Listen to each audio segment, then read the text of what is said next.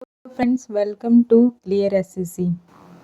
आज हम लोग ज्योग्राफी का एक्सपेक्टेड क्वेश्चन करने वाले हैं। एक क्लास नंबर 4 चल रहा है। पहले भी 3 क्लास हो चुका है, आप लोग इसे भी ज़रूर देखें।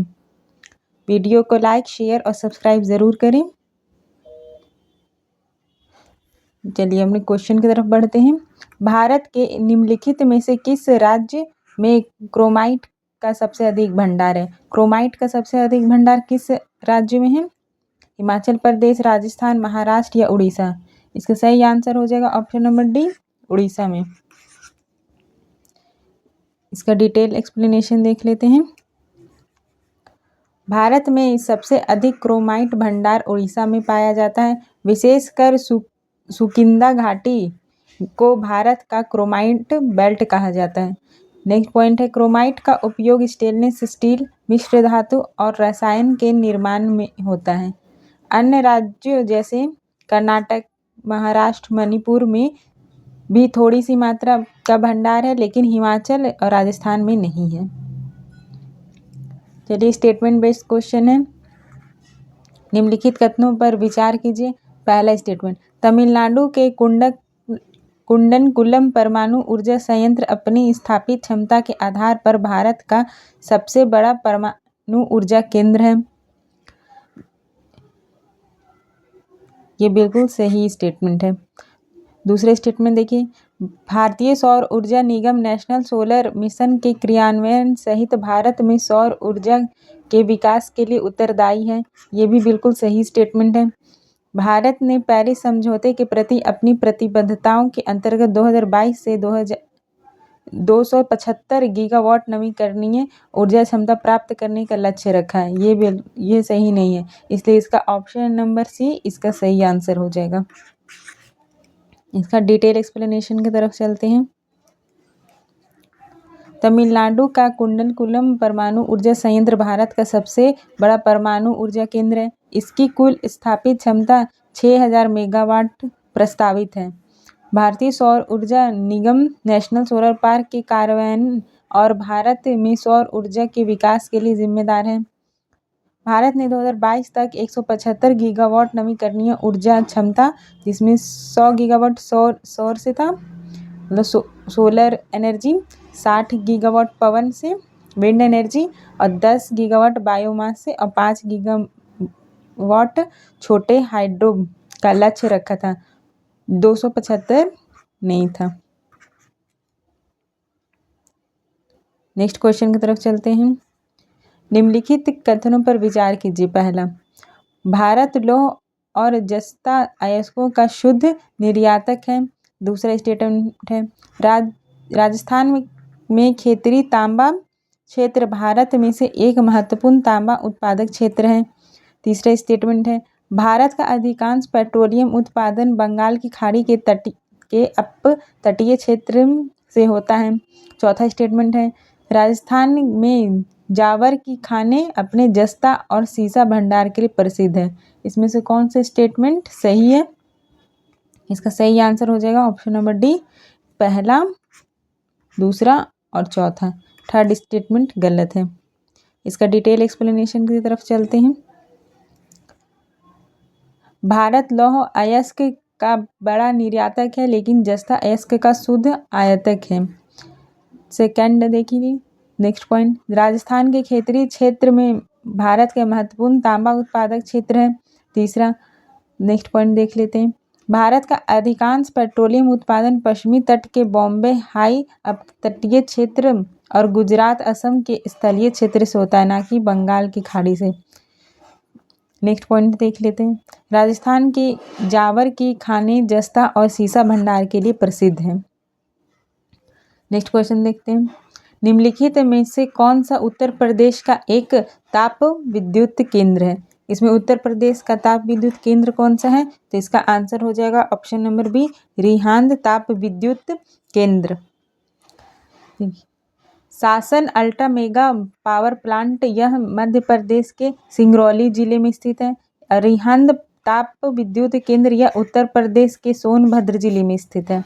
नेक्स्ट है, तालचेर सुपर ताप विद्युत केंद्र यह उड़ीसा जिले में स्थित है। तिरौदा ताप विद्युत संयंत्र यह महाराष्ट्र में स्थित है।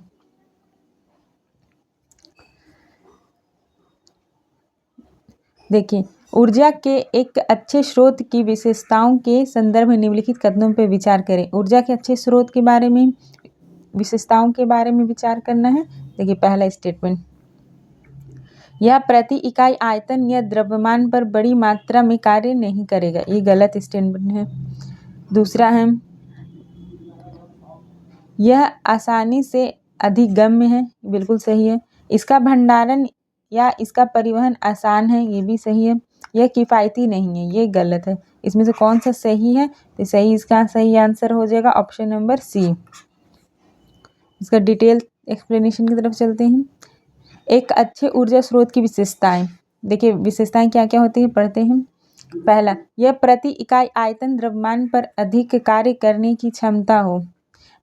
दूसरा, यह आसानी से अधिगम्य हो। तीसरा, इसका भंडारण और परिवहन आसान हो। और चौथा, यह किफ़ायती व सस्ता होना चाहिए, ना कि महंगा। नेक्स्ट क्वेश्चन की तरफ चलते हैं। स्वतंत्रता के समय उद्योगों की विविधता बहुत कम थी, मुख्यतः निम्नलिखित में से किस तक सीमित थी? यानी स्वतंत्रता के समय भारत में कौन कौन से उद्योग थे? सूती वस्त्र या जूट? पहला है सूती वस्त्र, दूसरा है जूट। इसका सही आंसर हो जाएगा ऑप्शन नंबर डी, यही दोनों उद्योग थे उस समय। इसका डिटेल एक्सप्लेनेशन की तरफ चलते हैं। स्वतंत्रता के समय भारतीय उद्योगों का दायरा सीमित था। प्रमुख उद्योग सूती वस्त्र महाराष्ट्र, गुजरात और जूट उद्योग पश्चिम बंगाल में थे। भारी उद्योग मशीन निर्माण, रसायन उद्योग, इंजीनियरिंग उद्योग लगभग ना के बराबर थे। नेक्स्ट क्वेश्चन देखते हैं, मिलान करना है। कांडला, कांडला किस स्टेट में है? गुजरात में। हल्दिया, हल्दिया कहाँ है? पश्चिम बंगाल में। कोची, कोची कहाँ है? केरल में। और पारादीप कहाँ है? ये उड़ीसा में। तो पहला का 4 देखिए, क्वेश्चन ऑप्शन नंबर डी में है, इसका डी सही आंसर हो जाएगा।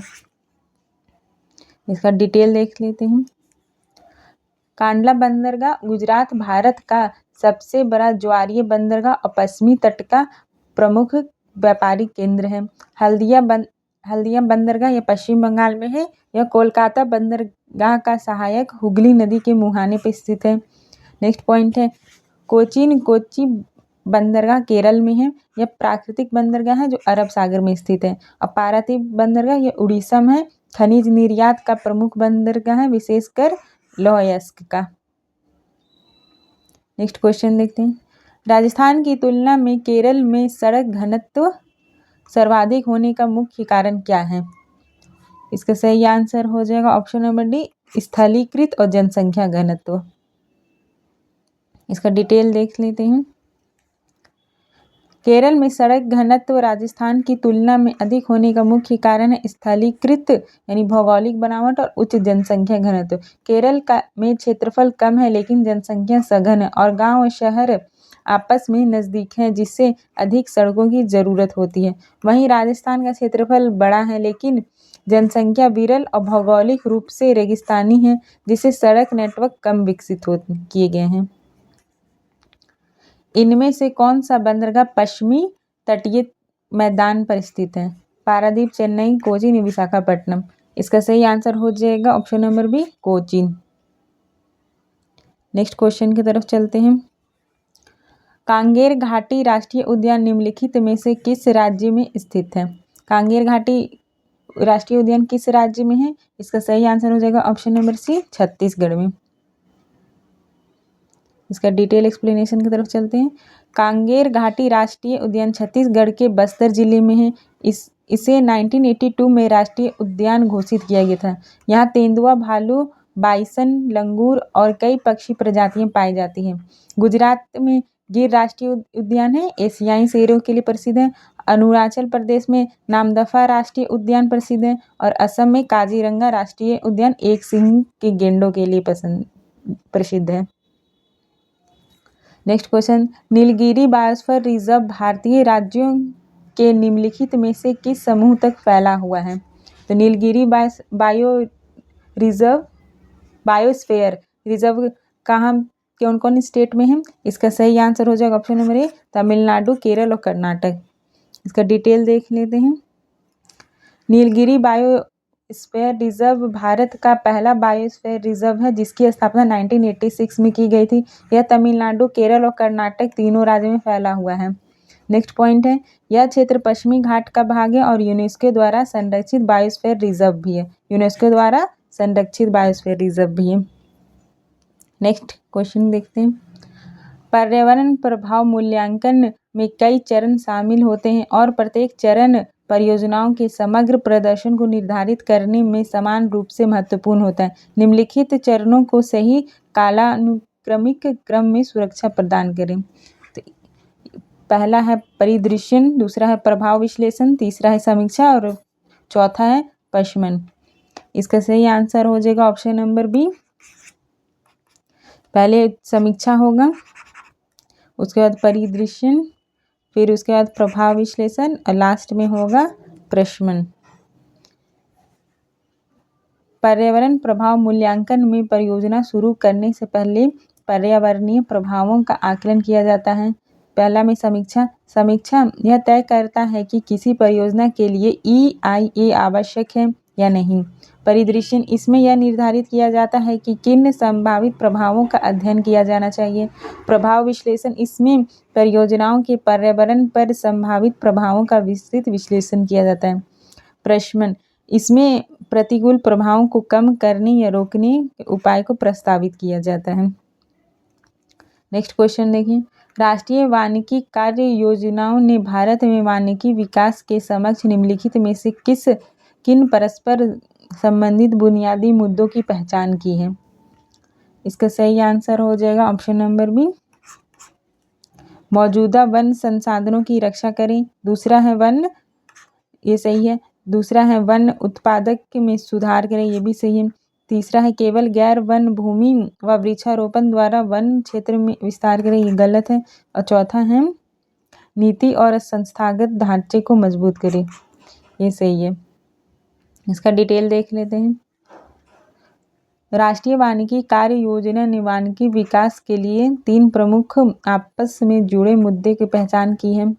मौजूदा वन संसाधनों की रक्षा करना, वनों की कटाई, अवैध दोहन और क्षरण को रोकना है। दूसरा पॉइंट है वन उत्पादकता में सुधार करना, टिकाऊ विकास हेतु वैज्ञानिक प्रबंधन और बेहतर तकनीक का उपयोग करना। चौथा नीति और संस्थागत ढांचे को मजबूत करना, बेहतर कानून, नीतियाँ और स्थानीय समुदाय की भागीदारी। और नेक्स्ट पॉइंट है केवल गैर वन भूमि पर वृक्षारोपण द्वारा विस्तार को मुख्य धारा नहीं माना गया बल्कि वन क्षेत्र के समग्र विस्तार का लक्ष्य है। नेक्स्ट पॉइंट की तरफ चलते हैं। अब जनगणना के बारे में कुछ क्वेश्चन है। 2011 की जनगणना के अनुसार भारत में पुरुषों की साक्षरता दर कितनी थी? साक्षरता दर कितनी थी? इसका सही आंसर हो जाएगा ऑप्शन नंबर सी, 82%। इसका डिटेल एक्सप्लेनेशन की तरफ चलते हैं। देखिए भारत में कुल साक्षरता दर कितनी थी? 74.04%। पुरुष की साक्षरता दर कितनी थी? 82.14%। महिलाओं की साक्षरता दर कितनी थी? 65.46%। केरल में साक्षरता दर सबसे अधिक थी 94%। और बिहार में सबसे कम थी 61.80%। नेक्स्ट क्वेश्चन, 2011 की जनगणना के अनुसार निम्नलिखित में से किस राज्य का लिंगानुपात सबसे कम है? लिंगानुपात सबसे कम किसका है? इसका सही आंसर हो जाएगा ऑप्शन नंबर बी, मिजोरम का। 2011 की जनगणना के अनुसार राष्ट्रीय औसत लिंगानुपात 943 महिलाएं प्रति पुरुष है, यानी 1000 पुरुष पर कितनी महिलाएं थी 2011 में? 943। सब लिंगानुपात सबसे अधिक कहाँ है? केरल में। बाकी सब याद करने की जरूरत नहीं है। 2011 की जनगणना के अनुसार किस राज्य में जैन जनसंख्या सर्वाधिक प्रतिशत है? जैन जनसंख्या सर्वाधिक कहाँ है? ये सी, महाराष्ट्र में। भारत में कुल जैन जनसंख्या लगभग 45 लाख कुल जनसंख्या का 0.4% है। जैन धर्म की संख्या सबसे अधिक कहाँ है? महाराष्ट्र में है। नेक्स्ट क्वेश्चन की तरफ चलते हैं। 2011 की जनसंख्या के अनुसार भारत में पुरुषों की जीवन प्रत्याशा खाली स्थान है। तो जीवन प्रत्याशा एक पुरुष कितना जीता है? इसका सही आंसर हो जाएगा ऑप्शन नंबर डी, भारत में महिलाओं की तुलना में कम, पुरुष महिलाओं की तुलना में कम जीते हैं। 2011 की जनगणना के अनुसार भारत में औसत जीवन प्रत्याशा पुरुष लगभग 66.4 वर्ष है और महिला लगभग 69.6 वर्ष है। सामान्यतः महिलाओं की जीवन प्रत्याशा पुरुषों से अधिक होती है क्योंकि महिलाओं में जैविक रूप से मृत्यु दर की अपेक्षाकृत कम होती है और स्वास्थ्य जागरूकता भी अधिक रहती है। यह प्रवृत्ति शहरी और ग्रामीण दोनों क्षेत्र में समान रूप से दिखाई देते हैं। नेक्स्ट क्वेश्चन की तरफ चलते हैं। 2011 की जनगणना के अनुसार किस राज्य में पुरुष साक्षरता दर सबसे अधिक थी? तो किस राज्य में पुरुषों की साक्षरता दर सबसे अधिक थी? इसका सही आंसर हो जाएगा ऑप्शन नंबर बी, केरल में। नेक्स्ट इसका डिटेल एक्सप्लेनेशन देख लेते हैं। 2011 की जनगणना के अनुसार भारत में सबसे अधिक साक्षरता दर केरल की है। केरल की कुल साक्षरता दर 94% है, जिसमें पुरुष की साक्षरता दर 96.11% है और महिलाओं की भी सबसे अधिक यही है 92.07%। विश्व बैंक के आंकड़ों के अनुसार 2021 के अंत में भारत की जनसंख्या कितनी थी? तो विश्व बैंक के आंकड़ों के अनुसार 2021 में भारत की जनसंख्या कितनी थी? इसका सही आंसर हो जाएगा ऑप्शन नंबर डी, 1.39 अरब। इसका नेक्स्ट डिटेल एक्सप्लेनेशन देख लेते हैं। विश्व बैंक के अनुसार 2021 के अंत में भारत की जनसंख्या लगभग 1.39 अरब थी। नेक्स्ट पॉइंट है, भारत उस समय चीन के बाद दुनिया का दूसरा सबसे अधिक जनसंख्या वाला देश था। 2023 में भारत ने चीन को पीछे छोड़कर दुनिया का सबसे अधिक जनसंख्या वाला देश बन गया। यानी अभी वर्तमान में सबसे अधिक जनसंख्या वाला देश कौन है? भारत। नेक्स्ट क्वेश्चन, 2011 की जनगणना के अनुसार लक्षद्वीप की साक्षरता दर क्या है? तो लक्षद्वीप की साक्षरता दर क्या है? इसका आंसर हो जाएगा ऑप्शन नंबर बी, 91.85%। इसका डिटेल देख लेते हैं। 2011 की जनगणना के अनुसार लक्षद्वीप की साक्षरता दर 91.85% है। भारत के राज्य केंद्र शासित प्रदेशों में साक्षरता दर के मामले में लक्षद्वीप दूसरे स्थान पे, पहले स्थान पे केरल है 94% के संग।